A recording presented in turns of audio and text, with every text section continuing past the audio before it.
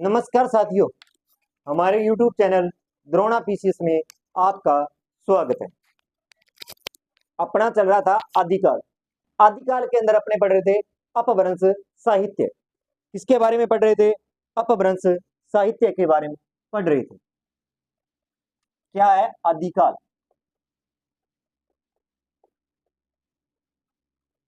और आदिकाल में क्या पढ़ रहे थे? अपभ्रंश साहित्य। साहित्य इनमें महत्वपूर्ण थे स्वयंभू,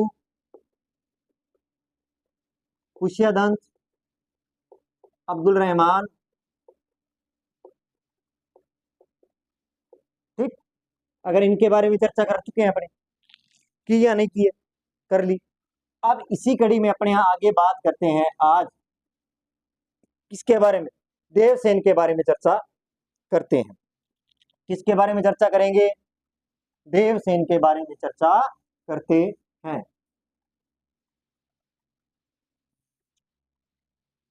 जैसे इसमें अपने हेमचंद्र पढ़ लिया। क्या पढ़ लिया? जिन्होंने हेमचंद्र शब्दानुशासन लिखा, इनके बारे में चर्चा कर चुके हैं। आज हम करेंगे देवसेन के बारे में। किसके बारे में चर्चा करूंगा मैं आज? देवसेन के बारे में चर्चा करते हैं। उन्होंने कौन सा ग्रंथ लिखा, क्या लिखा, उसके बारे में।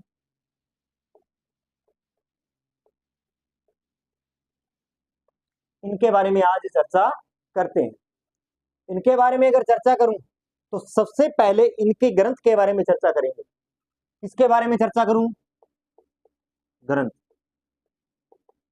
सबसे पहले किसके बारे में चर्चा करेंगे? ग्रंथ के बारे में।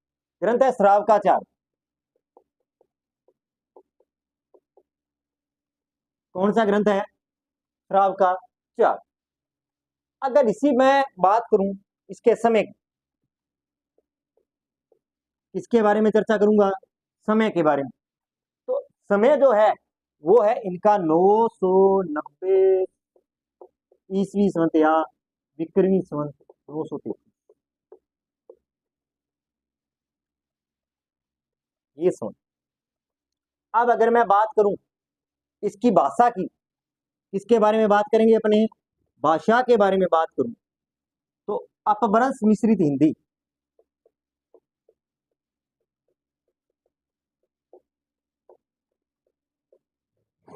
अपभ्रंश मिश्रित हिंदी के बारे में इनका ग्रंथ था। ग्रंथ कौन सा था? श्रावकाचार। समय था 990 संवत या विक्रमी संवत 933। भाषा कौन थी? अपभ्रंश मिश्रित हिंदी। अब मैं बात करता हूं इसमें दोहे। 250 दोहे थे। कितने दोहे थे? 250 दोहे थे। ग्रंथ श्रावकाचार, समय 990 संवत या 933, भाषा अपभ्रंश मिश्रित हिंदी, और दोहे कितने थे? 250। बात समझ में आई? देखो, ग्रंथ श्रावकाचार, समय 990 संवत से विक्रमी 933, भाषा अपभ्रंश मिश्रित हिंदी, दोहे 250। बात समझ में? अब आगे बात करते हैं।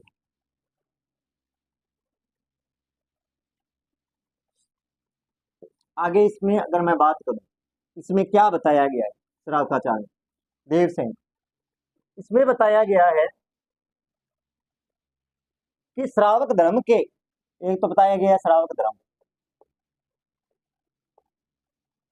धर्म का, श्रावक धर्म के प्रतिपादक क्या है? प्रतिपादक कौन है? देवसेन है। श्रावक धर्म के प्रतिपादक कौन है? देवसेन को बताया गया। क्या होता है? श्रावक धर्म के प्रतिपादक कौन है? देवसेन है। इसी प्रकार आगे इसमें इसके साथ साथ गृहस्थ कर्तव्यों,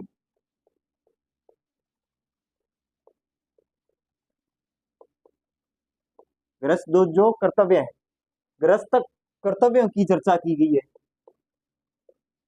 चर्चा की गई है कि गृहस्थ कर्तव्य कौन से होते हैं, इनके बारे में भी चर्चा की गई है। तो देखो, श्रावक धर्म का प्रतिपादक देवसेन, गृहस्थ कर्तव्यों की चर्चा भी कौन से ग्रंथ में की गई है? श्रावकाचार में की गई। इसी प्रकार डॉक्टर नगेंद्र क्या कहते हैं? डॉक्टर नगेंद्र डॉक्टर नगेंद्र कहते हैं कि हिंदी की प्रथम रचना मानी गई है।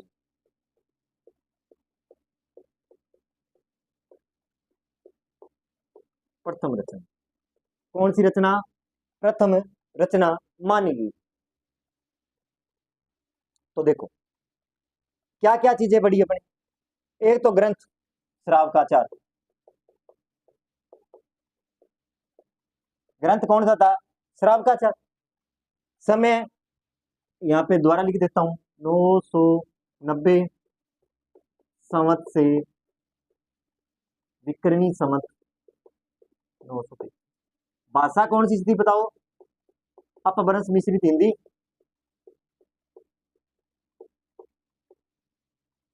और दोहे कितने थे? 250। ये चर्चा किसके बारे में की है अपनों ने अभी तक? देवसेन के बारे में चर्चा की है। ग्रंथ श्रावकाचार, समय 990 या 933। भाषा अपभ्रंश हिंदी। दोहे कितने? 250। श्राव का धर्म का क्या किया गया? प्रतिपादन किसने किया था? देवसेन ने। गृहस्थ कर्तव्यों के बारे में चर्चा की गई इस ग्रंथ में। और डॉक्टर नगेंद्र ने क्या माना? हिंदी, इसे हिंदी का प्रथम रचना माना है। अब बात करते हैं इनके ग्रंथों के बारे में। इनके अन्य ग्रंथ कौन से? अन्य ग्रंथ कौन से? अन्य ग्रंथों के बारे में चर्चा करते हैं। एक तो है नयन चक्र, चक्र नयन चक्र। कौन सा? नयन चक्र। दर्शन सार, दर्शन सार, नयन चक्र, दर्शन सार। भाव संग्रह, संग्रह। नयन चक्र, दर्शन सार, भाव संग्रह। आराधना सार,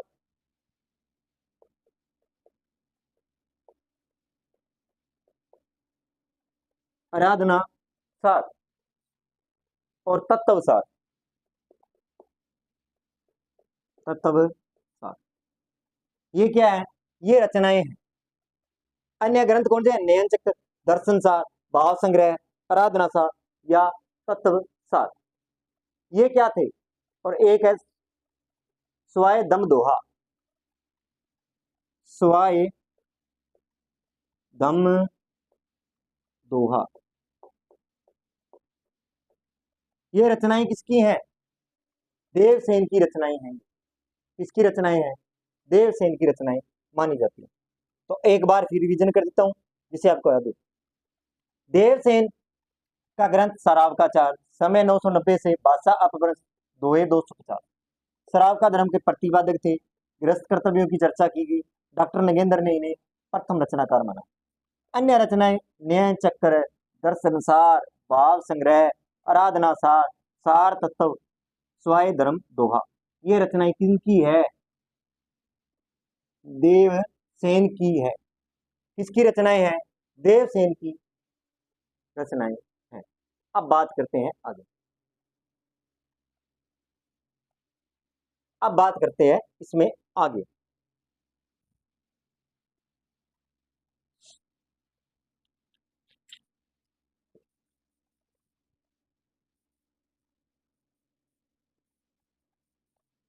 आगे चर्चा करते हैं।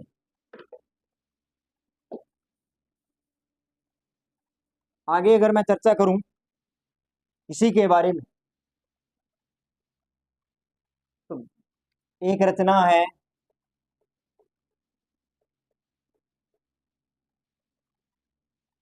बृहद नयन चक्र, चक्र। कौन सी रचना है? वृद्ध नयन चक्र की रचना, की रचना की वृद्ध नयन चक्र की जो रचना है वो देवसेन का शिष्य था। देवसेन का शिष्य कौन?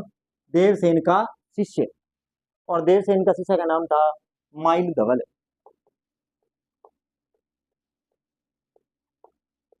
धवल रचना कौन थे? माइल धवल ने की। माइल धवल ने की, जो कि देवसेन के नाम से प्रसिद्ध हुए, जो देवसेन के नाम से प्रसिद्ध हुए।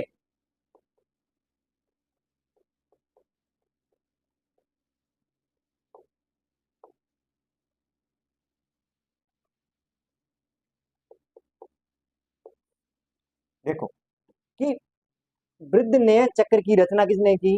देवसेन के एक शिष्य थे। देवसेन के शिष्य का क्या नाम था? माइल धवल। और जो किस नाम से प्रसिद्ध हुए थे? देवसेन के नाम से प्रसिद्ध हुए थे। किस नाम से? देवसेन के नाम से क्या हुए थे? वो प्रसिद्ध हुए थे। आगे अगर मैं बात करूं, अब अगर बात करूं वृद्ध ने चक्र जो ग्रंथ था, जो माइल धवन ने लिखा था, का वास्तविक नाम,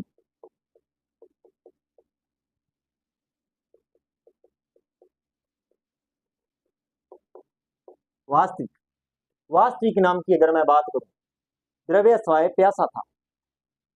इस ग्रंथ का नाम क्या था? दव्य।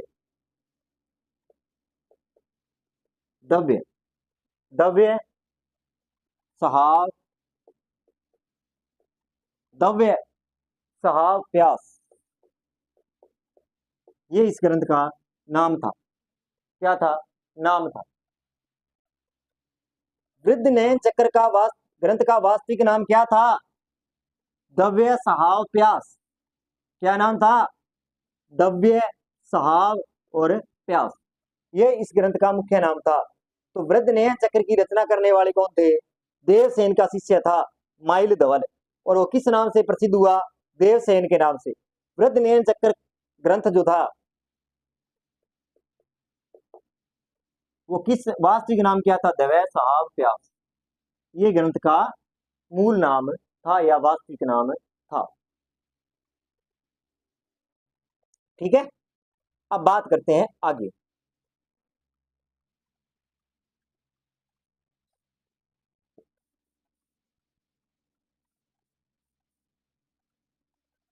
अब आगे अगर मैं बात करूं,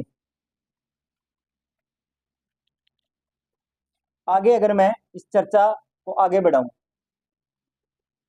तो जो माइल धवल ने रचना की थी, दव्य सहाय प्यास, दव्य स्वभाव प्रकाश। अब आगे देखो, इसको दव्य स्वभाव प्रकाश भी कहा जाता है। ये किस ग्रंथ का नाम है? वदनयन चक्र। एक नाम ये दिया गया, एक नाम पहले भी मैं बता चुका हूं,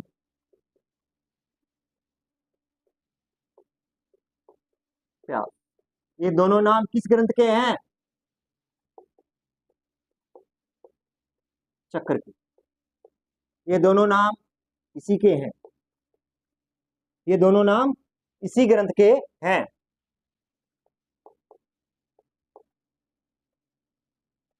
इसी दोनों ग्रंथ के नाम क्या हैं?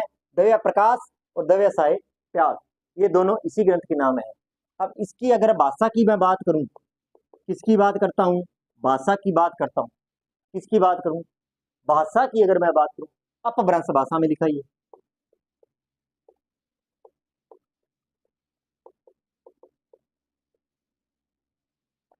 कौन सी भाषा में लिखा गया बताओ? अपभ्रंश भाषा में। और ये भाषा प्राकृतक भाषा से मिलती जुलती है।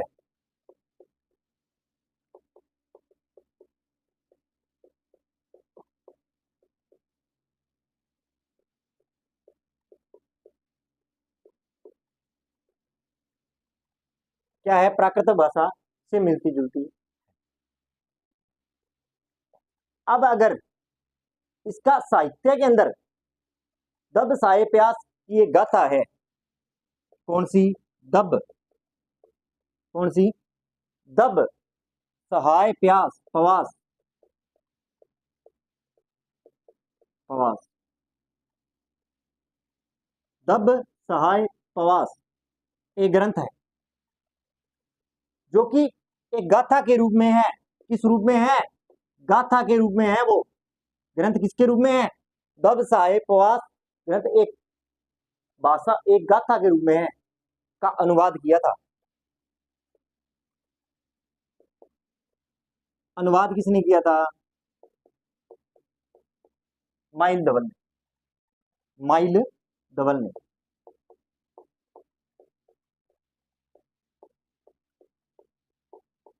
माइल धवल ने किया। किसने किया था? दब सहाय पवास गाथा जो है उसका अनुवाद किसने किया था? माइल धवल ने किया था। अब ये किसके बारे में चर्चा हुई थी? देवसेन और देवसेन के शिष्य के बारे में चर्चा हुई थी। किसके बारे में चर्चा है? देवसेन और उसका जो शिष्य था माइल धवल के बारे में चर्चा की थी। अब मैं बात करूं आगे। अब देखो, प्राकृतिक जो पेंगलम था उसकी भाषा प्राकृतिक और अपभ्रंश शब्दों की विवेचना की गई। अब देखो, चारों का संग्रह बताया गया इसमें। एक तो शाड़ंगधर, शाड़ंगधर के बारे में बताया गया है। एक तो किसके बारे में? एक विद्याधर के बारे में बताया गया है। एक जज्जल के बारे में बताया गया है। एक बब्बर। इनके काव्य संग्रह के बारे में संग्रह किया गया है। इनका जो काव्य था, कवियों की रचनाओं को संकलित किया गया है। इनकी जो रचनाएं हैं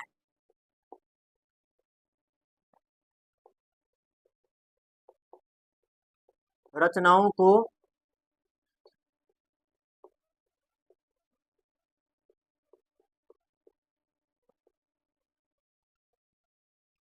कि साड़ंगधर है, विद्याधर है, जज्जल है, बब्बर की रचनाओं को क्या किया गया है? संकलित किया गया है। और इनकी जो रचनाएं थी उनको संकलित कर लिया गया। उसके बाद में प्राकृतिक पेंगलम,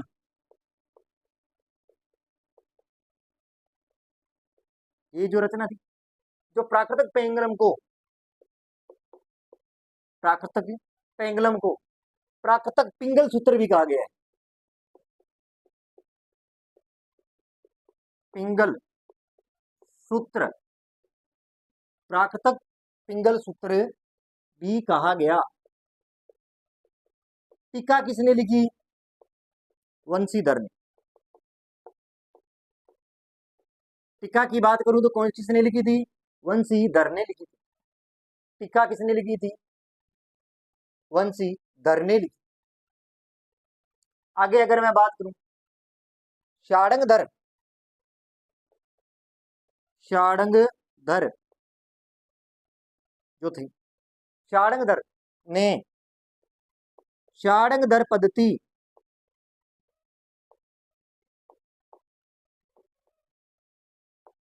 शाड़ंगधर पद्धति के नाम से सुशोभित किया। नाम से सुशोभित किया था। क्या किया था? शाड़ंगधर पद्धति के नाम से सुभाषित किया। किस नाम से? शाड़ंगधर ने शाड़ंगधर पद्धति के नाम से क्या किया था? सुशोभित किया था। तो देखो, प्राकृतिक पहले विद्याधर है, जज्जल है, बब्बर है, इनकी रचनाओं को क्या किया गया? संकलित किया गया। इसे क्या कहा गया? प्राकृतिक पिंगलन सूत्र भी कहा। टीका किसने लिखी थी? वंशीधर ने। शाड़ंगधर ने शाड़ंगधर पद्धति का नाम से सुशोभित किया था। किस नाम से? शाड़ंगधर पद्धति के नाम से सुशोभित किया था। अब आगे बात करते हैं। आगे इसके बारे में अगर मैं चर्चा करूं,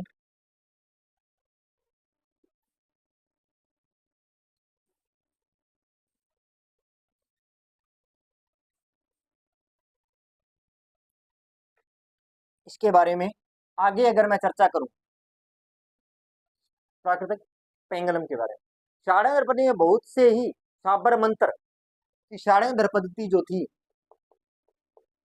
षाडंग धर जो पद्धति थी,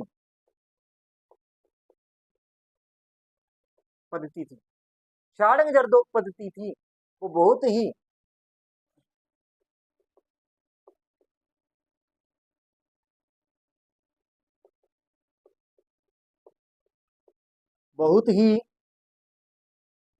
शाबर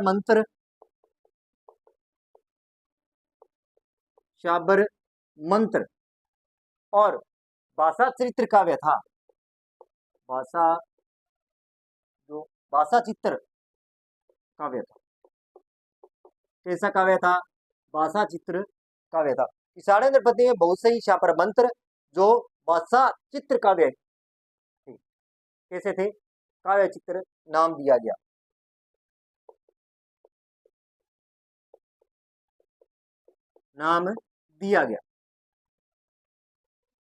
काव्य नाम दिया गया। अगर बात करूं आचार्य शुक्ल ने अमीर रासो किसकी बताई? षाडंग धर की बताई। किसकी बताई थी? षाडंग धर की बताई। किसकी रचना बताई? आचार्य शुक्ल ने षाडंग धर की रचना बताई। ये भी। और राहुल संस्कृतायन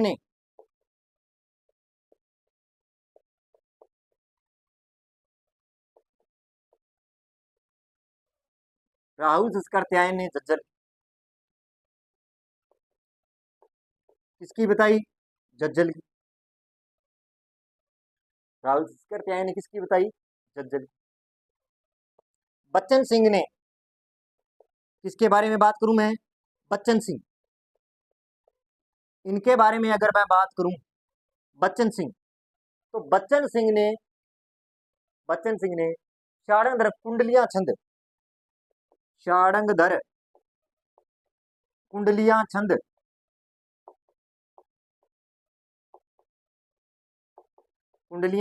छंद षाडंग धर कुंडलियां छंद का प्रथम